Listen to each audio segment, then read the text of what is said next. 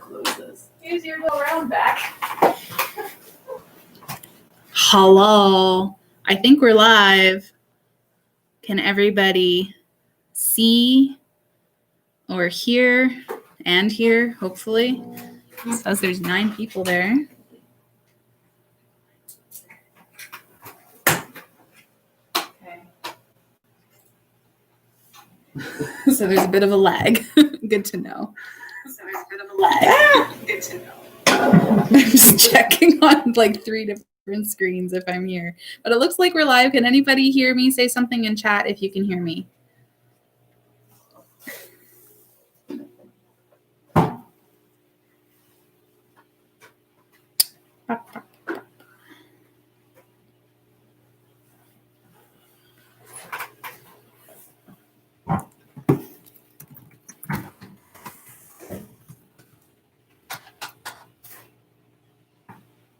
Okay, yay! People can hear us. Hello, Yuko. Hello, Wesley. Hello. We've got Yogi here. All right. And we've got our Seaquaria. And we've got our Seaquaria as well, which we'll be flipping around and showing you in more depth throughout the live stream. Okay, so welcome. This is our very first YouTube live stream. I'm pretty excited about it. If you guys have been following us on Instagram. Our light is right. Close this. If you've been following us on Instagram, we've been doing live streams for the past little while. How's that? That's better. Except I don't want to hold it up like this all the time. But anyway. On the shelf. Here, let me just do this. So thanks for your patience as we figure this out. But the plan for today is to talk about some World Oceans Week stuff. If you guys aren't aware, World Oceans Week or World Oceans Day was this Monday, June 8th. And over the course of the week, all of Victoria in British Columbia have been celebrating World Oceans Week online because of COVID-related things. And we had planned to do this kind of live chat with everybody and to see, you know, what you guys wanted to learn about the Intertidal Zone. Here at Seaquaria, we work with a lot of intertidal creatures in the Salish Sea.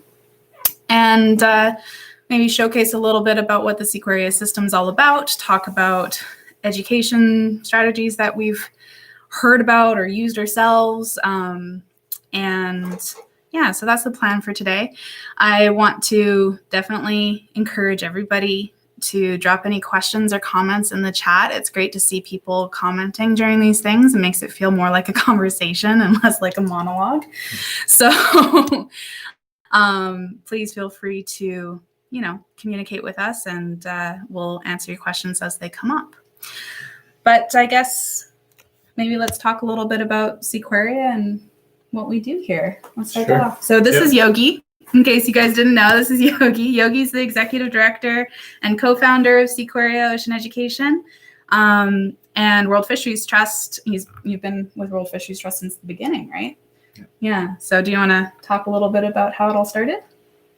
Well, let's talk about the Seaquaria. The World Fisheries Trust story maybe is a different. Sure. Yeah. Seaquaria specific. I think we, with the Seaquaria, we feel that, building respect for our brothers and sisters that are the hermit crabs and the algae and all the things in our Salish Sea is a key element to actually taking better care of them, or to steward them, as many people say. But stewardship means, a responsibility to take care of them, respect for everything. It doesn't mean we can't use them. So there's also the sustainable use component of things. And then we're all facing together some of these challenges of climate change and all that kind of thing. But, to build that respect, a large part of it is getting to know it. And we have a particularly rich invertebrate environment here in the colder ocean water compared, say, to the tropics. And so we have the opportunity to have all kinds of weird and wonderful things at the grasp of young kids. And we set up a seawater system in our basement for sending some of these critters around to different places in the world. And our kids said, well, at our school, we've got this salmon aquarium, which lasts for a little bit of time. It's generally covered by styrofoam. And so they started bringing their kids over to our seawater system. And then they said, well, they're like, this is cool. Can we have one? Right. Please. So that was the first Seaquarium. We invented a way to make it seem to work. And that one is still going. So it was set up in 1999. So it's... That's at Vic West Elementary? At Vic West Elementary. Yeah. So it's 20 years old with the original kind of equipment. So it's pretty cool. Quite robust. The interesting thing about that school as well is that it really changed the character at the time. So there's lots of kids that are single parents and kind of let loose after school. They're down on the beach and they're problem learners. They cause trouble at school. And then suddenly these things from the beach are in their aquarium. And within a couple of months, they were making announcements on the PA about what's going on in the Seaquarium. It really helped them get involved. That's right. Yeah. And they made little posters about the different critters, and some of those kids used those posters even up to university level for their coursework. So it was an amazing kind of transition, which we hadn't really expected. But it's been working well. So now, after it takes a while to grow these things, it's been growing quite organically. But now, we've got quite a few schools, and each one of the schools has sort of their story. It's all very unique depending on which school you're talking to. That's right. Yeah.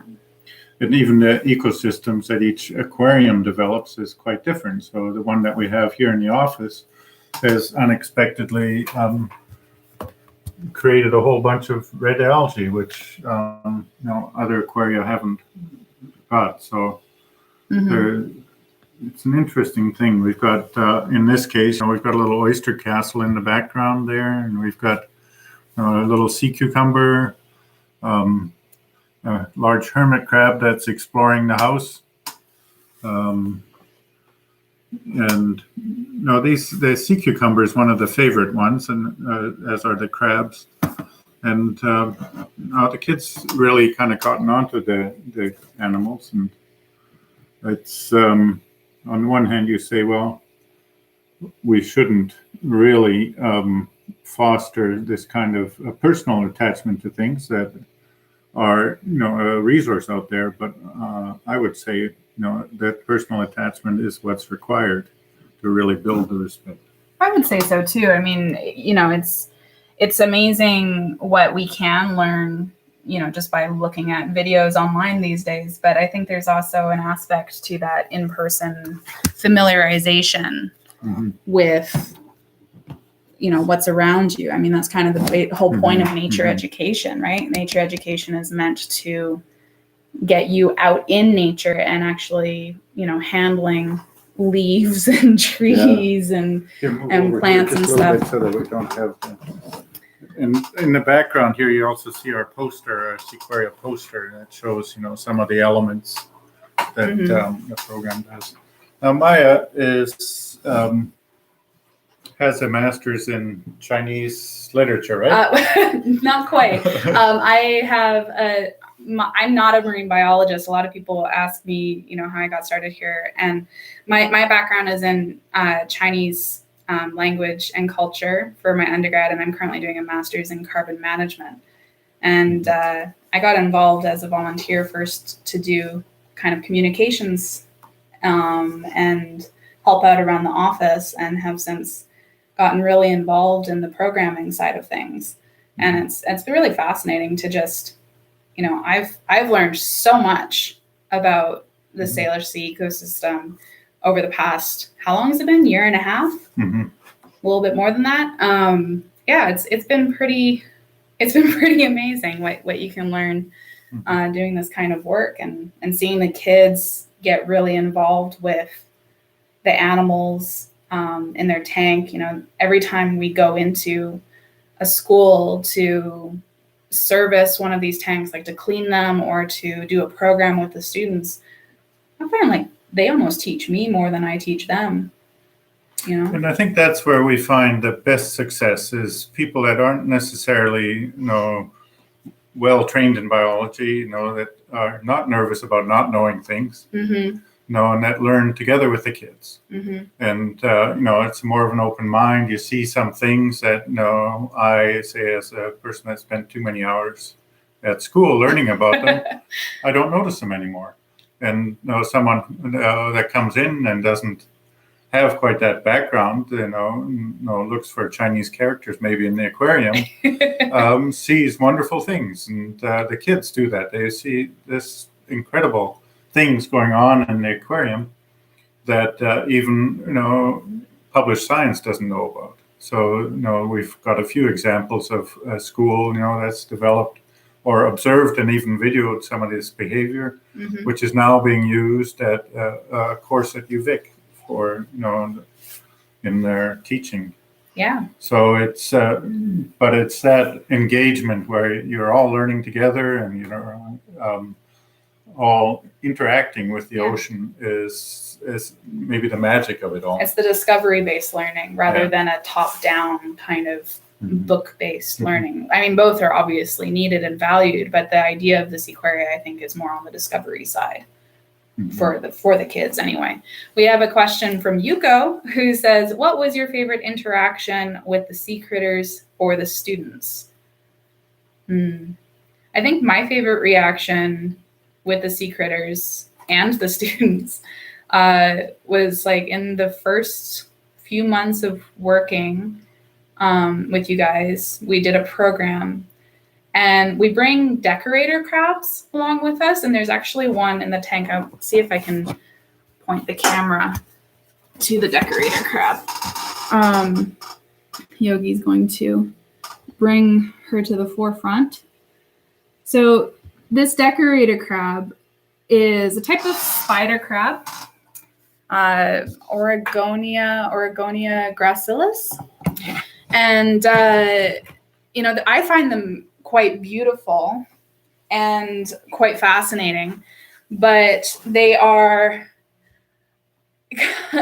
not exactly the,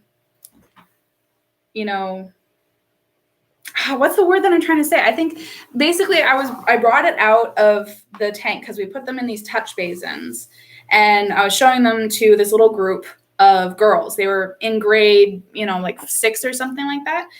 And their immediate reaction was, a spider, because it kind of looks like a spider. And over the course of the program, that ended up actually becoming their favorite animal, because we talked about, how graceful it is and how much it, decorates its shell for various reasons. And they became completely fascinated. So just that experience of,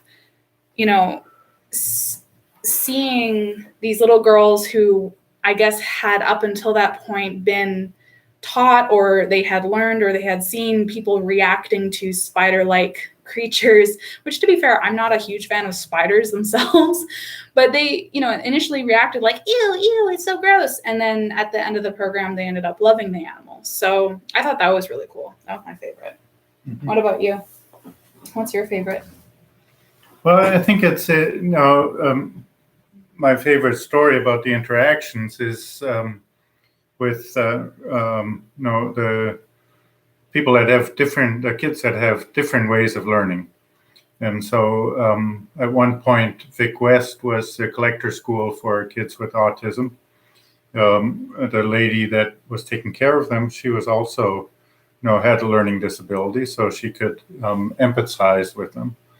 And this one of these kids, he would speak only with her in September. And then by December, she used the Seaquaria to bring him out and to interact. And by December, we have this public display version of the Seaquaria that we have put out to community events. It was a conference on water management down at the conference center, with 500, 600 people. And this kid, was helping us, tell people what's in the aquarium. Yeah. So, within an order of 4 or 5 months, he turned around completely in terms of, his ability to communicate. He had quite a different mind, so he could see things or understand things that we don't. Mm-hmm. And out of that, the lady that was then the principal at Tillicum, she turned the whole school around to make that aquarium the place where kids go to decompress or get Mm-hmm. things out of their mind. We also, teachers are doing the same thing. They go and sit at the aquarium for a little while to get over some of the issues. Yeah. And at Vic High, we've heard these stories about kids that are in a socially difficult situation. They come to this aquarium and they decompress. They connect there for 3 or 4 months, and it's a sort of a life-changing Mm-hmm. experience that can happen with the richness that we see in the aquariums. Yeah. So as an interaction, I think that's probably my favorite element of it. Yeah. Well, I mean, it really echoes that feeling that I know I get when I just go to the beach, it is calming, it is Mm-hmm. focusing, and it allows you to kind of process things that you might be going through, or allows you to kind of center your mind on something that Mm-hmm.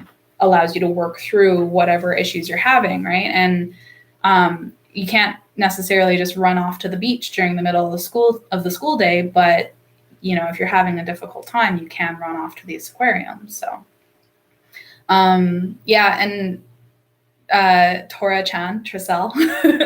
I agree that they are real. It's great that they're real living creatures that need to be taken care of. Like, there is a lot of learning that comes from taking care of these animals. Every class that I've interacted with that is tasked with taking care of these animals, like, they're the ones that feed them. They're the ones that clean the aquarium on a day-to-day basis. They're the ones that watch for behaviors that might be concerning or are just cool, and they name all of the creatures. They can tell you exactly what they've been up to over the past week. It's pretty amazing how much caring really comes from it. And as a result, I think they go to the beach and they don't throw the starfish at each other anymore, nor do they go and squish crabs just to hear them squish. Yeah. So that, I guess, is our longer term goal, is that people will take care of the environment. For sure. Not only the Seaquaria, but also outside of them. Yeah, for sure. I want to reiterate that anyone who's listening, feel free to pop a question in chat if you have any questions about the Intertidal Zone or ocean sciences, about the Seaquaria and the system. What are some typical animals that we can find on the beach? So it depends on which beach you go to and what kind of beach it is.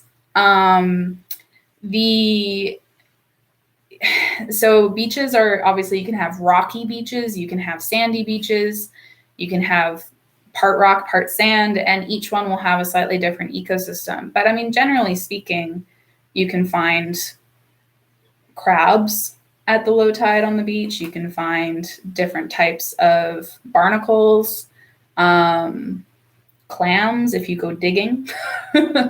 What else?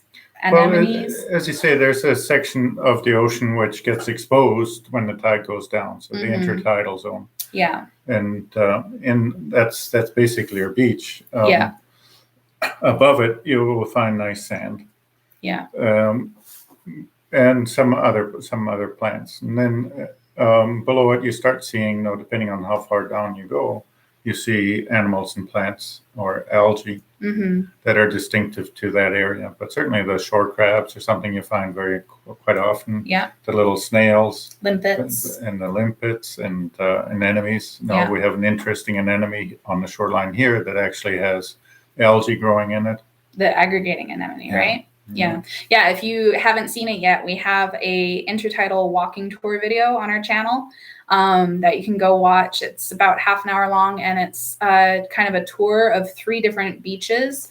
And we actually talked about the aggregating anemone on that video. So definitely check it out. And those ones are really cool too, because they clone themselves. That's right. Which is really interesting. I don't think, not all anemones do that though, right? The aggregating one is the... Some are better at it than others. Fair enough.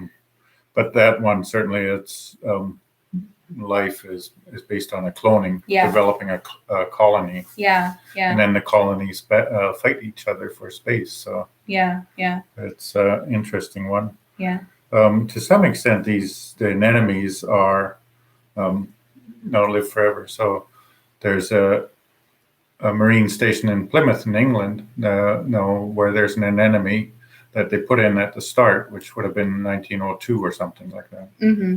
And it's still growing away. And, wow. It's just like its descendants are the same individual, just cloned. Yeah. That's cool. Behind anemone lines. Yeah, I like that. Ooh, an article about moon snail egg casings. That's interesting. What was the article about? You know about moon snail egg casings? Right. So the moon snail is a large snail, and it crawls around on sandy bottoms and digs up clams. So when you find the clam with a little hole carved into the top end of it, that's a moon snail. And they do that with their radula? That's right. Yeah. And so they build an egg case. So their eggs are embedded in this mucus ring that they build around the foot, that they crawl around on, and it's got all kinds of sand embedded in it. So you find these little collars scattered about on the beach, which is the moon snail egg casings. That's cool. Which I imagine you saw in the article. We've got one brooding away in the lab. We're not quite sure what'll come out of it yet.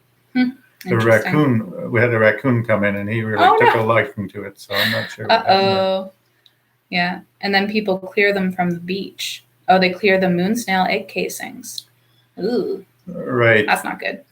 In fact, in some of the oyster farms, they've been clearing moon snails off because the moon snails eat up their oysters. So they not only clear off the egg casings, but also the moon snails. I think that's it's not happening as much anymore, but you find some beaches where there's lots of moon snail shells up on the beach, and that's from this that practice. Management. Yeah. Yeah. Our moon snails they're not endangered? No, they don't seem to be. Okay. That we know of. Of course, we don't really know how many there are out there. But. Yeah, I've heard that, a lot of the population estimates that there are, especially around marine creatures, tends to be really guesswork. Yeah. Just because the way that population estimates are done, there's no way that you can actually count every single individual in the ocean. There's just too much ocean. So it's kind of hard to know what exactly is struggling or isn't struggling, or where that line is. So yeah, it's difficult.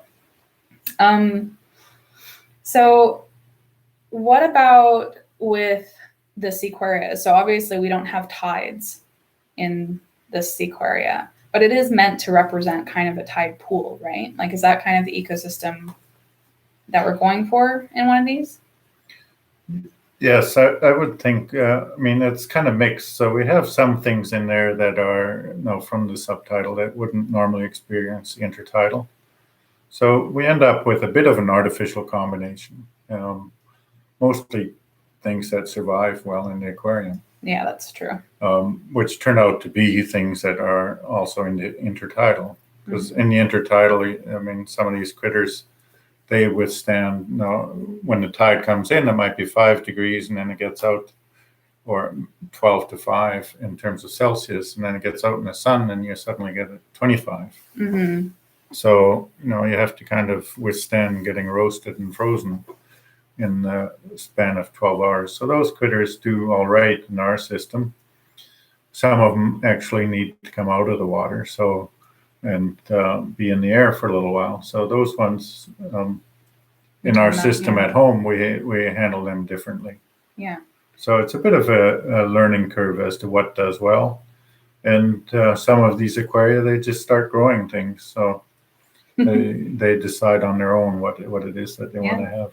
Well, yesterday I went to a middle school in the area and was taking the aquarium down for the end of the school year, because the school will be closed during the summer, so we won't be able to get to it. And one of their snails had decided to lay a bunch of eggs, which I had never seen in the aquarium. But I thought that was pretty cool. They lay it kind of right next to where the water was coming in to the aquarium, probably because that's just the safest, best spot that they could find, I suppose. But yeah, it was pretty cool. I mean, obviously these animals are pretty robust, but we do keep them cold, right? Or we try to, with chillers and stuff like that, right? Yeah, we find that it's not only the animals, but the little the gravel underneath there, that's important. So it's all a biological filter here. And those bacteria, which are cleaning the water for us, they seem to change at about 16 degrees Celsius. So the ecosystem, once you get it warmer than that, seems to change quite dramatically. So we've had some, say, room temperature aquariums, and they're quite different from these cold water ones. And a big problem, of course, is that oxygen, as the water gets warmer, comes out of solution. So if you want well oxygenated water to keep the animals alive. So we try and keep it below 16. And we do that with our little adapted fridge that we have down here. You see that? And the ones, these are built over in outside of Vancouver or outside of Port Coquitlam, and they seem to be really good. We had the guy come down to Brazil to make some cooling systems for us, and so ever since he started making these ones for our aquariums. Cool. Yeah, it's pretty neat how the whole system is interconnected too, because when we talk about how it works to students and to teachers for that matter, that idea that the water is being filtered through the gravel and then is brought down sometimes through a secondary filter, but with a pump, it's then put through this chiller to keep it cold, and then it comes back in, creating wave action. It's its own little ocean in a way. That's right. It's its own little ocean ecosystem. And you'll find something similar out here, but this one, every school has really their own. And it seems, the critters generally survive really quite well. So we've got rockfish, that we put into aquarium once, and now it's gone back and forth. So it's about 5 years old and comes home to visit, and then goes back to the schools. And there was a couple of fish like that, and a couple of crabs that are similar. They come back and forth over the years. Yeah. You guys had a nudibranch that was really long-lived, didn't you? Oh, yes. We had one. Nudibranch? Yeah. That one actually came out of, I think we collected it once and gave it to Vic High. And then he gave it back to us for the summer, and then went back there again for another fall, and then it came back to us. And normally these things only live 4 months, so this one had lived already 3 years.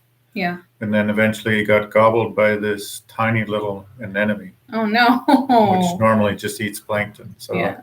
I don't know, that little anemone had some kind of yes, chip on his shoulder. So one gobbling the other is also part of the ecosystem. Does heat cause the water to become more acidic? I don't know that it makes it become... Oh, are you talking about ocean acidification? So ocean acidification is something that is caused by the amount of CO2 in the atmosphere. and kind of how that is bound up with chemical compounds in the salt water. But heat would actually cause more issues with like dissolved oxygen content. That's what I've noticed anyway. Yeah, right? yeah. So heat itself doesn't make the acidity. Heat and carbon oxide. Yeah. But it does influence how much carbon dioxide gets dissolved. That's true. Yeah. So there's an interaction there, but it is increasing carbon dioxide, which turns into carbonic acid in the ocean when it gets dissolved. Yeah. And that one interferes with the availability of calcium to the little snails. So that's maybe one of the main features that we're expecting out of ocean acidification, is that some of these snails that have larval planktonic babies won't be able to make their shells. Yeah, because a lot of them, well, and even some of the animals that might have some kind of calcium skeleton in larval form, right? Exactly, because there are some that are like that. Like crabs, don't crabs have that? Well, it's mostly the crabs do as well, but they seem to be not doing so badly. But it's, say, the oysters that have larval shells, and some of the snails and some of the planktonic snails, so the pteropods they call them. Yeah. But those are showing quite a strong response to ocean acidification already. Oyster hatcheries have started to correct the water in their hatcheries, so they get better survival. I heard something similar with scallops too. That's right. Yeah. So in the hatchery with scallops, there's the same issue. But then there was a scallop farm up by Qualicum Beach, and they had a large mortality of actually adult scallops, which they thought was linked to the acidification. It's a little harder for an adult mollusk to be really affected by the acidification, but maybe there's links also with disease and other things. Yeah, I mean, it could be something that if you're under stress already and then you add yet even more stress to it, like it can cause health of that organism to decline. We do, another plug, we do have an ocean acidification experiment that you can follow on our channel, where you just take a normal vinegar that you can probably have in your pantry and try just putting in a couple of shells, not animals, just the shells, in different concentrations of vinegar, and see kind of the effects it has on the shell. And it's pretty amazing how quickly like a pure vinegar will start eating away at a shell, but it's the amount of acidification that we're talking about in the ocean isn't quite that strong. I hope it never gets that strong. But it is a concern, that it's a growing concern that we're going to have to contend with more and more over the next several decades, if not hundreds of years. It'll be a changing ecosystem for sure. I mean, on a slightly brighter note, maybe, what is it about the intertidal zone specifically that you think is, if not more, or like not putting it over anybody else's wonderful ecosystem, but why is it the intertidal ecosystem is so fascinating, do you think, for this kind of education? Well, it's, of course, accessible to people, so it's something that they can actually see quite easily. And the interactions between the environment and the animals is really upfront. It's sort of in your face. So you find, under the rocks, things are hidden away at the low tide because they don't want to be out in the sun. Don't want to get squished by people walking on them. Or eaten by seagulls. So there's all these little microenvironments. And then, of course, you get into the tide pools like the Seaquaria, and that's kind of a refuge for a whole other set. So you do see sort of that variety of environments in a very small space. And and associated with that, a whole variety of different animals. So, plus, you can go out and actually see it without too much trouble. So. Yeah, it's cool to be able to transition from school to beach pretty easily, which is nice. I mean, obviously not everyone has the ability to go to the beach. Some people who might see this video, you guys might not be anywhere close to a beach. And in that case, videos like this one or going to aquariums are kind of the only way to really experience the intertidal zone. But, hopefully with regulations lifting slowly, people will be able to go to beaches in their area again soon. So I'm going to turn the camera kind of to focus on the aquarium for a bit. And if anyone has questions about animals that you see in the aquarium, I'd love to hear it. In the meantime, we have a question from Yuko. What's the best way for families to go about learning and exploring beaches? Well, my first suggestion is make sure you're dressed appropriately. When you're going to a beach, it kind of depends on what your purpose is. If you're trying to explore the low tide, you definitely want to make sure that it's a low tide, right? So what's a good tide range, do you think? Well, in the tide tables, anything below a meter tide gets you into quite interesting intertidal. Yeah. But of course, the beach is very nice to explore, anyways. Yeah, that's true. And I certainly find that if I go to the beach and I start looking at things and names rattling through my mind, I probably don't appreciate the beach for what it is as well.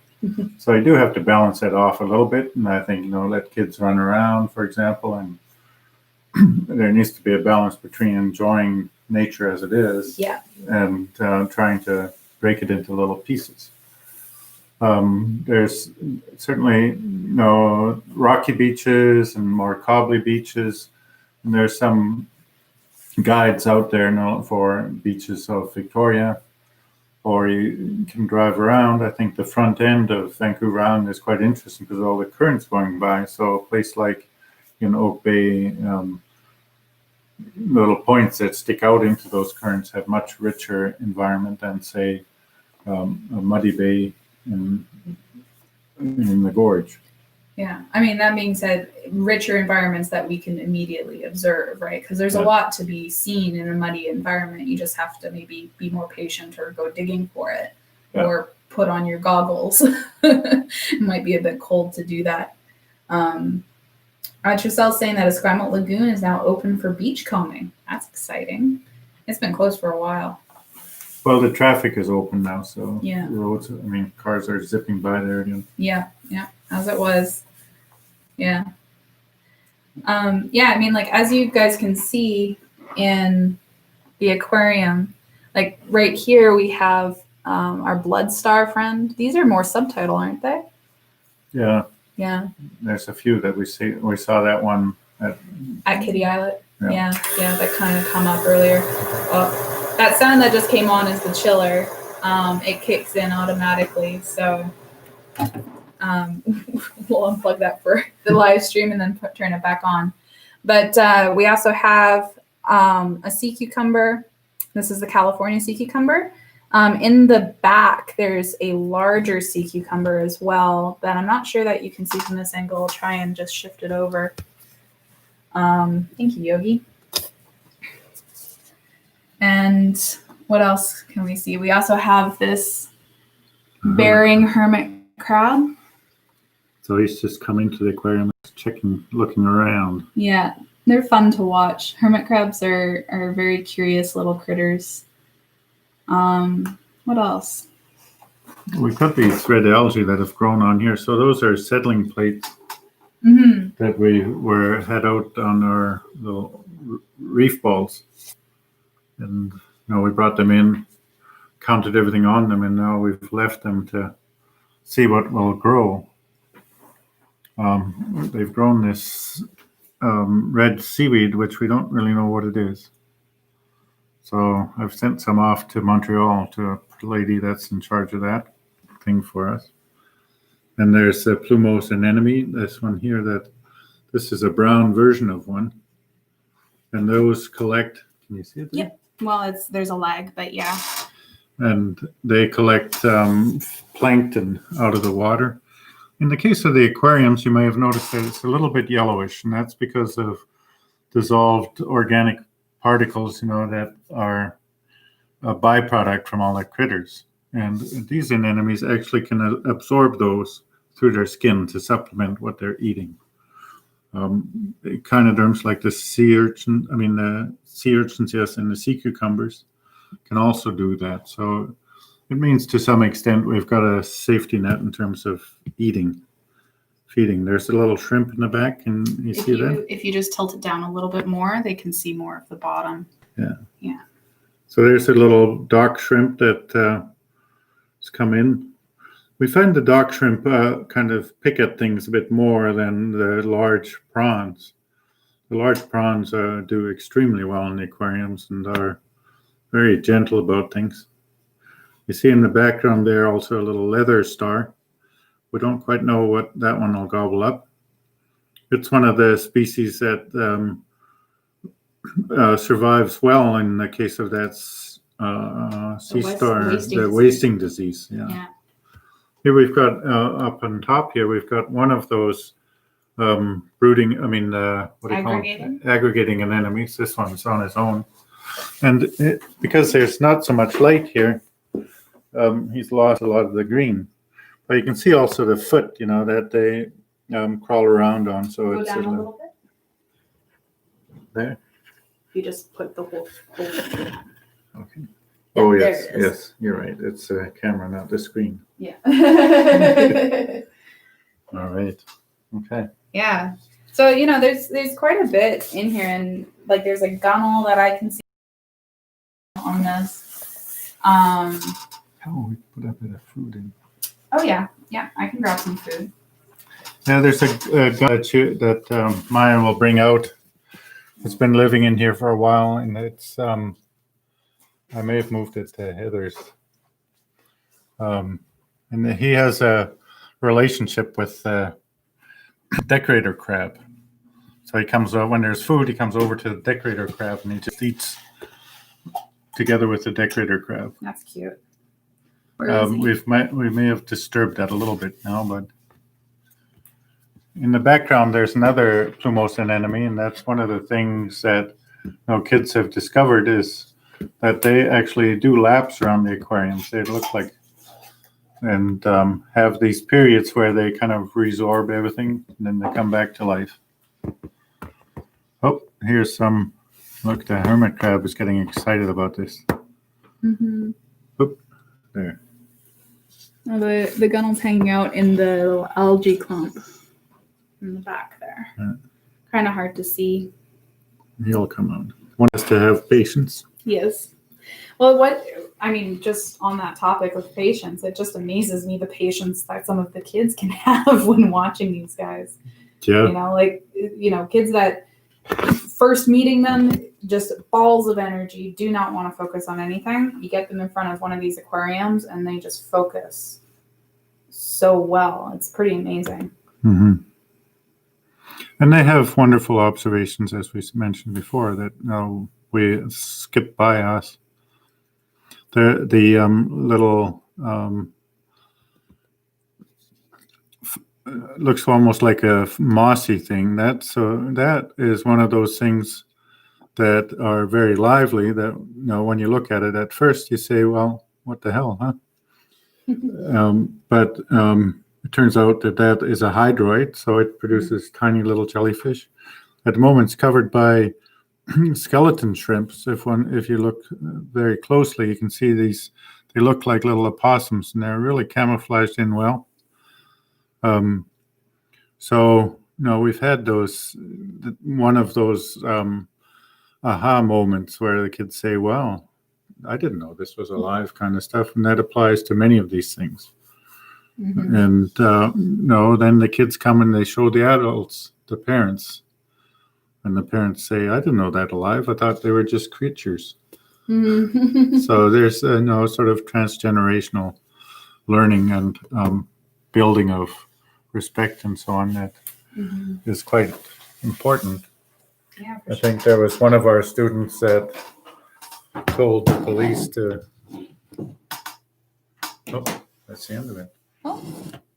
I think we're still here. Yeah, we're still here. Oh, yes. Good. There was the police.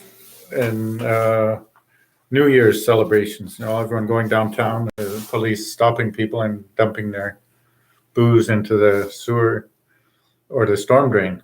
And so our 10-year-old Seaquaria student went up to them and says, don't put it in the storm drain. You can't put it in the storm drain. Yeah, because if you didn't know, Victoria's storm drains go out to the ocean. Right. So the police stopped doing it. Yeah. No, it's good. It's interesting how having this kind of ecosystem to observe and then questioning how it's connected to us really starts that conversation in how we can be better stewards or better participants in the world ecosystem. So it's pretty cool. So I think that it's been about 45 minutes, so I think we'll probably end it there. Thank you guys so much for joining us today. It's been pretty fun to just kind of sit and chat, and this video will be available on our channel, and feel free to leave comments. Please like the video, subscribe if you haven't already, and share what we're doing with other people that you think might be interested. It really helps us to, get some of this content out there and helps more people learn about these amazing ecosystems. Do you have anything else to add? No, thanks. All right. Yeah. Thanks for Maya. Thanks for setting it up. Of course. And we'll see about maybe doing something again another time. Do you want to give one last shot of that? Yes. There we go. Say goodbye to our buddies. Yes. Bye, everybody. Awesome. We'll see you guys next time. Have an awesome weekend. Happy Oceans Day.